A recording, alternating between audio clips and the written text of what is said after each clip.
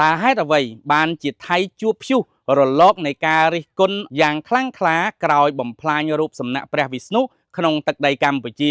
โยงตามการบังฮอในขนงเพกเพลการរបស់លោកគ្រូនិរ័នសិស្សលោកអើសានដែលជាគ្រូតារាសាស្ត្រនិងជ័យភូមិបានបង្ហោះនៅថ្ងៃទី27ខែ12ឆ្នាំ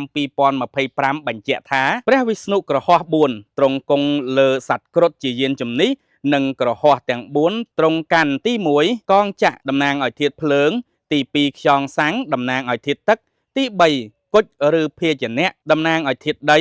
4ដំបងតំណាងឲ្យធាតុខ្យល់ធាតុទាំង4នេះតំណាងឲ្យតារាសាស្ត្រនៃចក្រវាឡនិងធម្មពលជីវិតសត្វលោករួមទាំងការទ្រទ្រង់ធម្មជាតិនៅលើផែនដីផងដែរបើជនណាបានបំផ្លិចបំផ្លាញធាតុទាំង4នេះហើយស្មើនឹងកំទេចខ្លួនឯងឲ្យវិនាសចេញក្នុងលោកនេះផងដែរនៅថ្ងៃនេះយើងបានចប់សង្គ្រាមហើយព្រះច័ន្ទបានបញ្ចេញស្នាមញញឹមដាក់លើផែនដីតាំងតែពីម៉ោង9ព្រឹកមកម្លេះដោយសារភពទាំង3ជួបគ្នានៅមិនរាសីនៅក្នុងក្បួនតារាសាស្ត្ររៀបរាប់មិនអស់ទេ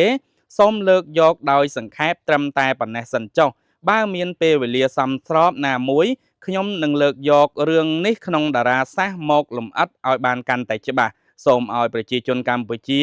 មានសន្តិភាពយូរអង្វែងអញ្ចឹងយើងឃើញថាសង្គ្រាម21ថ្ងៃនេះគឺថៃបានបំផ្លិចបំផ្លាញឈ្លានពានចូលទឹកដីកម្ពុជាយ៉ាងច្រើនតែម្ដងប៉ុន្តែมันមានការរិះគន់យ៉ាងខ្លាំងទេក្រោយមកនៅពេលដែល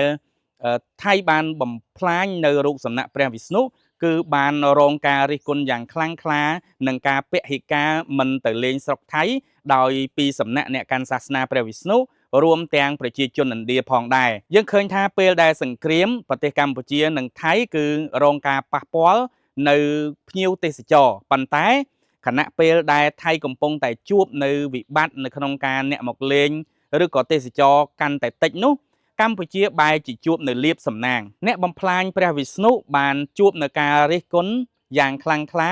ហើយភ្ញៀវទេសចរក៏កាន់តែតិចឯកម្ពុជាដែលព្យាយាមថែរក្សារូបសំណាកនេះបែរជាទទួលបាននៅកាដូនោះគឺប្រជាជនឥណ្ឌារួមទាំងអ្នកកាន់សាសនាព្រះវិស្ណុនឹងគឺពហិការមិនទៅប្រទេសថៃហើយបែរជាមកលេងនៅក្នុងប្រទេសកម្ពុជាជាពិសេសគឺគេផ្ដោតទៅលើប្រាសាទអង្គរវត្តដែលមានរូបសំណាកព្រះវិស្ណុដ៏ធំមួយដែរកំណើននៃភ្ញៀវទេសចររបស់ឥណ្ឌានេះគឺធ្វើឲ្យសេដ្ឋកិច្ចយើងឡើងខ្លាំងពីព្រោះយោងតាមក្រសួងបានបញ្ជាក់ថា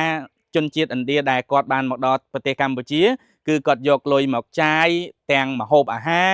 ផ្ទះសំណាក់អូតែលរួមទាំងការចំណាយលើការទិញកាដូអនុស្សាវរីយ៍វត្ថុអនុស្សាវរីយ៍ផ្សេងៗវិលត្រឡប់ទៅប្រទេសឥណ្ឌាវិញអញ្ចឹងនេះគឺជាការសង្ខេបខ្លះៗពាក់ព័ន្ធជាមួយនឹងតារាសាស្ត្រដោយលោកគ្រូនិរ័ន្នហើយសូមបញ្ជាក់ថាលោកគ្រូនិរ័ន្នគឺជាសិស្សចំណិតរបស់លោកអ៊ឺសានហើយគាត់ក៏ជាអ្នកផលិតនៅវត្ថុផ្សេងដែលទាំងជំនឿបុរាណរួមទាំងបែបវិទ្យាសាស្ត្រការបង្កើតរបស់គាត់មានដូចជាបន្ទះកាត់វិទ្យុសកម្មមានដូចជាកត្រៃភពតេជះដែលការពារមុនខ្មៅកាត់វិទ្យុសកម្មបង្កើនធម៌ពលដល់រាងកាយរួមទាំងមានប្រេងរឹតរែងអីផ្សេងដែលយើងឃើញថាបន្ទាប់អំពីអតិថិជនគាត់បានប្រើហើយហ្នឹងគឺគាត់recommend ឬក៏គាត់គេហៅថា feedback មកវិញហ្នឹងគឺល្អច្រើនមែនតែម្ដងអញ្ចឹងនេះគាត់នៅជាសង្ខេបខ្លះតែប៉ុណ្ណោះបើសិនជាបងប្អូនយើងចាប់អារម្មណ៍ហើយចង់ឲ្យខ្ញុំ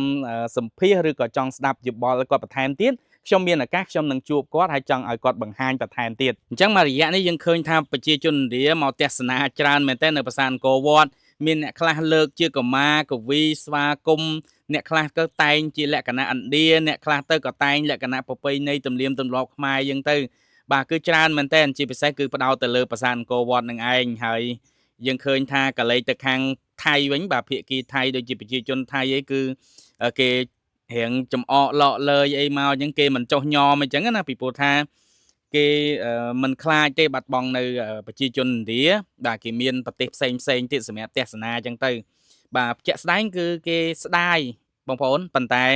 គេមិនហ៊ានបង្ហាញអំពីការសោកស្ដាយរបស់គេទេបាទយើងដឹងស្រាប់ហើយប្រជាជនថៃគឺមិនជាអ្នកដែលងាយចោះចាញ់ឬក៏របៀបថាជាមនុស្សដែលក្អើតកតមឬក៏ចូលចិត្តឌឺដងអីចឹងណាបាទតែជាក់ស្ដែងខ្ញុំជឿថាទាំងខ្ញុំទាំងគេមិនថាប្រជាជននៅប្រទេសណាទេនៅលើពិភពលោកហ្នឹងបើសិនជាបាត់បង់ឬក៏មិនមានអ្នកមកទស្សនាឬក៏គេពហិការមិនប្រើរបស់ ប្រើផលិតផលរបស់យើងឬក៏មិនមកលេងប្រទេសយើងគឺយើងនឹងសោកស្ដាយពីព្រោះថាវត្តមានរបស់ជនបរទេសទាំងអស់នោះមិនថាជាជនជាតិណាទេគឺនឹងធ្វើឲ្យវិស័យទេសចរនិងកំណើនសេដ្ឋកិច្ចរួមភ្ញៀវទេសចរមកមួយគឺយើងមានអត្ថប្រយោជន៍ច្រើនទី1ឧទាហរណ៍តាំងពីជើងហោះហើរបាទជើងហោះហើរគឺយើងរកបានចំណូលពាក់ព័ន្ធជាមួយនឹងដំណើរការធ្វើដំណើរនឹងមានលម៉កម៉ូតូស៊ីក្លូឡានបាទផ្សេងហ្នឹងក៏ជាលុយការហូបចុកហ្នឹងក៏យើងជាចំណូលរបស់យើងការស្នាក់នៅផ្ទះសំណាក់អូតែសន្តាគារអីហ្នឹងគឺសិតតែជាចំណូលហើយអ្នកដែលមកហ្នឹងគឺគេតែងតែទិញនេះទិញនោះទុកជាអនុស្សាវរីយ៍អញ្ចឹងទៅអញ្ចឹងហើយវាជាឱកាសពិសេសហើយអ្វីដែលពិសេសនោះធម្មតានៅពេលដែលយើងទៅទស្សនានៅប្រទេសណាមួយ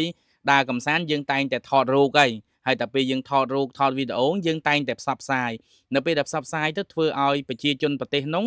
រួមទាំងពិភពលោកបានឃើញពីកម្ពុជាឬក៏ឃើញពីប្រទេសដែលគេទៅនឹងបានច្រើនដូច្នេះការភ្ញៀវទេសចរមកនឹងគឺចំណូលចំណេញច្រើនមែនទែនតែម្ដងបងប្អូនអរគ្នាហើយយើងដឹងស្រាប់ហើយភ្ញៀវទេសចរដែលមកគាត់មិនបានវិចអង្គវិចបាយវិចផ្ទះសម្បែងវិចឡានម៉ូតូមកទេគឺទាំងអស់គឺគាត់ត្រូវតែមកចំណាយនៅទីតាំងកន្លែងដែលគាត់ដើរលេងតែម្ដងជាក់ស្ដែងដូចជាប្រជាជនឥណ្ឌាដែលគាត់អញ្ជើញមកនៅទឹកដីកម្ពុជាយើងគឺគាត់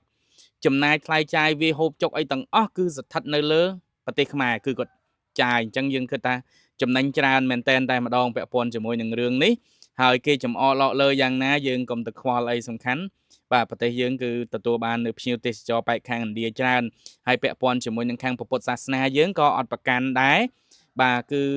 ប្រសង់ដូចជាព្រះអង្គគូសុភាពអីលោកស្នើសុំថាការធ្វើឬក៏ហាងផ្សេងដែលគាត់បានលក់នៅ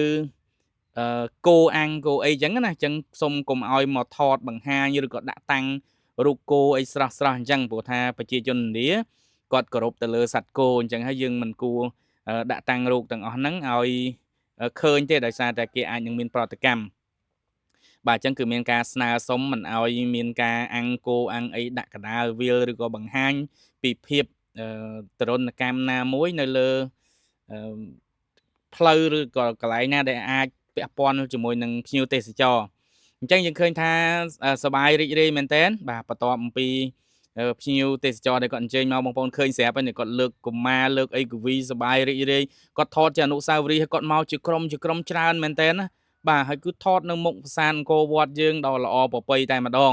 អញ្ចឹងវីដេអូនេះគឺខ្ញុំបច្ចុប្បន្នភាពតែប៉ុណ្ណឹងហើយប៉ះសិនបើមានអីបន្ថែមទៀតខ្ញុំនឹងបច្ចុប្បន្នភាពបន្ថែមទៀតខ្ញុំកំពុងតែតាមដានយ៉ាងយកចិត្តទុកដាក់នៅព័ត៌មានផ្សេងដើម្បីធ្វើឲ្យបងប្អូនបានទស្សនាហើយកុំភ្លេចបងប្អូន Subscribe Channel YouTube ម្នាក់មួយដើម្បីតាមដាននៅព័ត៌មានថ្មីពីខ្ញុំអរគុណច្រើនសម្រាប់ការតាមដានទស្សនាវីដេអូមួយនេះពីដើមដល់ចប់ជម្រាបលា